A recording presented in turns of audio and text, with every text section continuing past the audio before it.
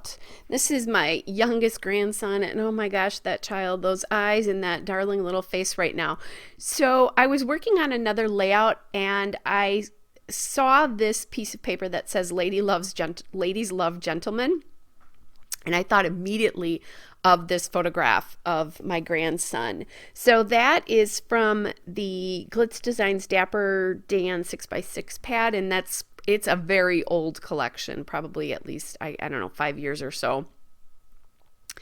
And so absolutely love that. So I'm kind of playing around with what I want to do for backgrounds behind those two 6x6 pieces of paper.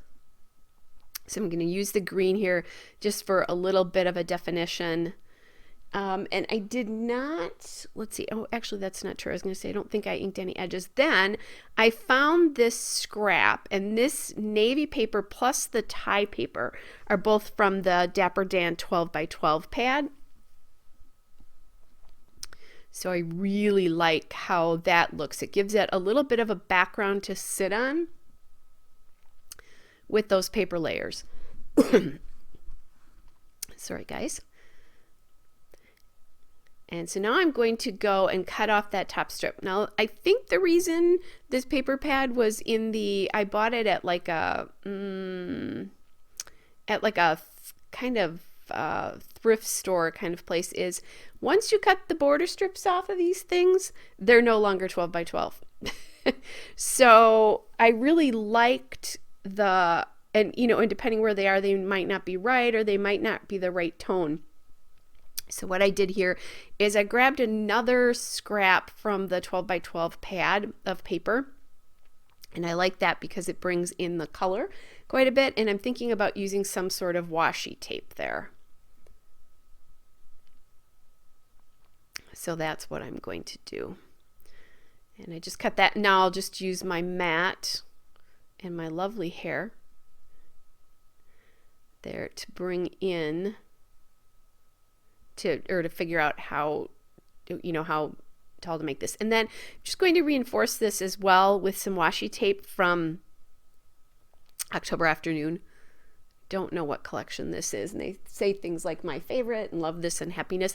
This is something I rarely do, by the way, guys. I don't know if you're noticing this, but the arrows on that washi tape are pointing to the right, and my layout is really justified to the left there because he's facing that direction. And I normally would never do this, but I think it's okay in this case. It's just an element that I'm not quite sure why it works. How about that? I think it's just because it's at the top. It's not literally pointing into the layout. It's far enough, or it's not in the clusters on the bottom. It's far enough towards the top so that you don't really read it that way. Your eye's just kind of reading to the right, and then it goes to the photograph and everything on the left.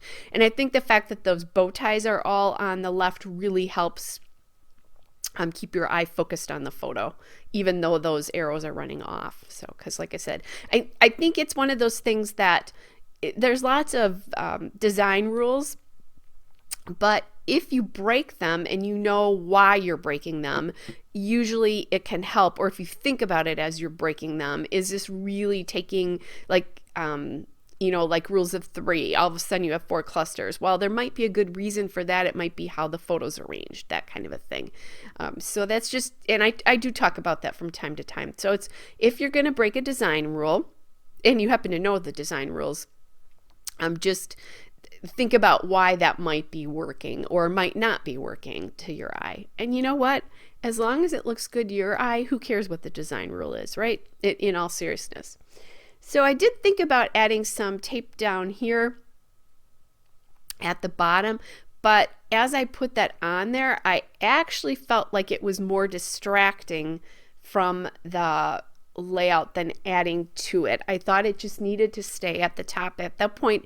Then I thought the arrows started to get a little bit confusing, and it felt a little bit like I had a border at the bottom that was stopping the flow as well. All right, so I'm looking at my LE Studio die cuts here. These I know for sure are printable labels and the printable circles, because I just printed them right before I made this layout. So you can go on their website and they have a slew of printable elements that you can use. So I'm thinking about circles and that kind of stuff. Sorry guys, one of my cats just sneezed. I'm thinking about using some of these circles, but I'm not liking all the words together there. There's a lot of words on here already, and I think the awesome takes away actually from the titles. So I found 3 labels that I liked right there. And now what I'm doing is I'm going to my circle punches and I'm trying to decide whether I'm going to use stars or hearts or what I'm going to use. And eventually what I end up doing is I end up settling on a star punch from the Paper Studio. And I'm thinking I'm going to do just, use the navy paper here and do 3 of them. Now my only problem is that as I'm looking at this, the navy on the bottom is blending, the navy star is blending into the navy paper, so I think I need something else, so I do a green star there. And that paper, that green paper, is also from the Glitz Designs 6x6 paper pad. So then I decided, okay, well, I'm going to do one now for the other 2 clusters. Some of them have the navy down first, some of them have the green down first.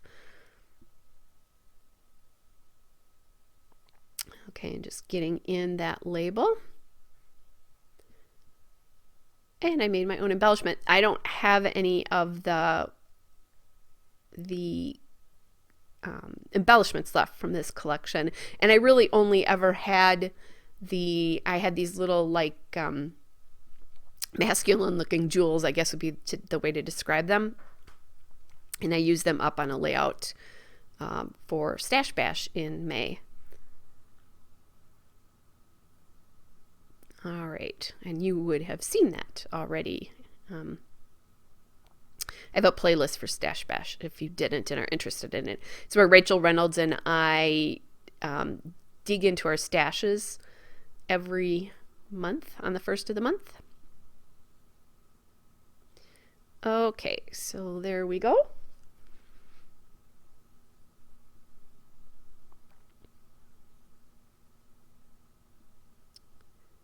And now I've got that up all taken care of.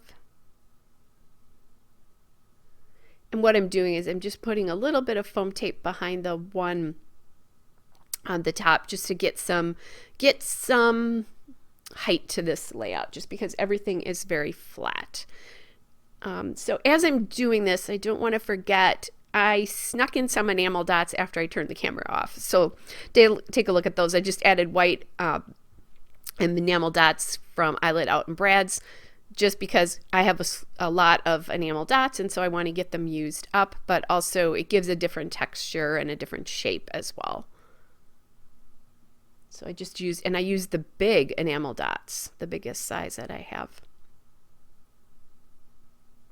So that's exciting. All right, and then I have these stars here from Bella Boulevard. They're the puffy star stickers in the blueberry mix, and I only had 3 left. They're a different color blue, but I think that's okay. I like the way that adds something a little bit different into each of those clusters. All right, guys, there's the still shot and some detail shots. Hope you guys are all well, and I will be back with another layout again soon. Bye, everybody.